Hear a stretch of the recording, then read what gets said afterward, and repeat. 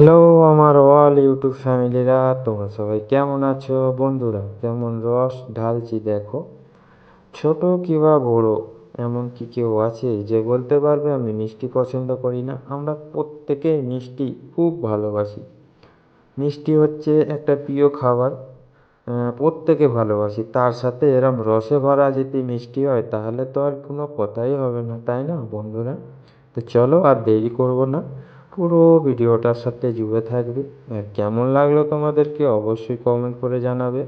Subscribe করে দেবে নতুন হয়ে থাকলে চ্যানেলে, আর লাইক করতে কিন্তু মোটেই ভুলবে না বন্ধুরা। আমার পাশে থাকার জন্য তোমাদেরকে অসংখ্য অসংখ্য ধন্যবাদ। তো চলো কী নিয়েছি দেখাই। এটা হচ্ছে ময়দা। এখানে আছে 125 গ্রাম ময়দা। আমি দু রকম করেছি, এতে সুজি মিশিয়েছি আর ফুড কালার মিশিয়েছি বন্ধুরা, ন্যাচারাল ফুড কালার। তোমরা কিন্তু প্রিমিয়াম কোয়ালিটি ফুড কালার ব্যবহার করবে, যেটা দাম হয় ভালো, একদম ক্ষতিকর নয়, ওটা একদম ন্যাচারাল মানে ন্যাচারাল। তেল সুজি কালার দিয়ে আমি শুধু ময়েল দিয়ে রেখেছিলাম।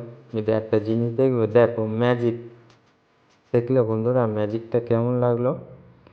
তো আমি কালার মিশিয়ে রেখেছিলাম, তাই জল ঢাললাম, কালার হয়ে গেল। তো এটাকে মেখে নেব। আমি দু রকম কালার ব্যবহার করেছি।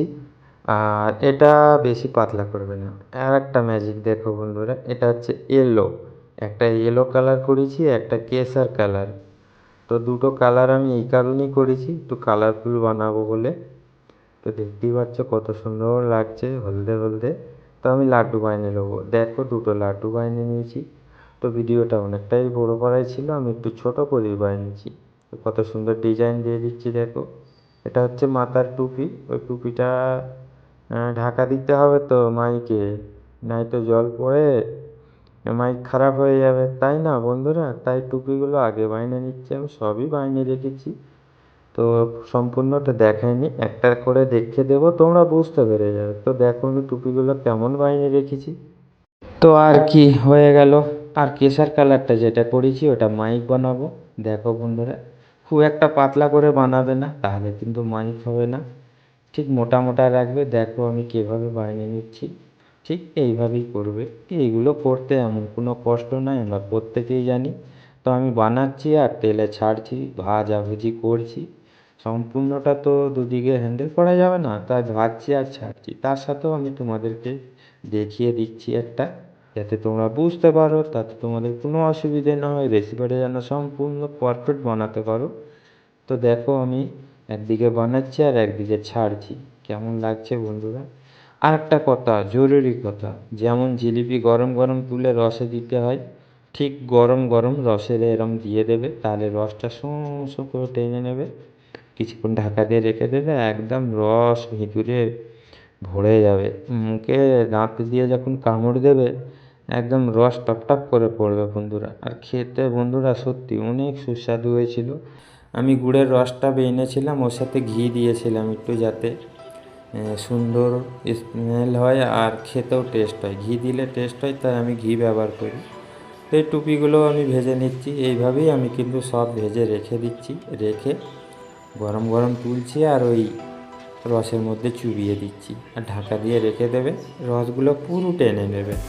আসলে বন্ধুরা বাজারে কত মিষ্টি কিনে খাবে, তাই মাঝে মাঝে মিষ্টি বাড়িতেই বানাই, মেয়েরাও খায় আমিও খাই। আর আমার তো মিষ্টি প্রিয় জিনিস, এখন হাড়ে জোর আছে তাই মিষ্টি গপ গপ খাচ্ছি। তো কী আর বলবো বন্ধুরা। তো দেখো এভাবেই দিয়ে আমি কিন্তু ঢাকা দিয়ে এটা রেখে দিই। আর ফাইনাল লুকটা দেখবে বন্ধুরা কত সুন্দর।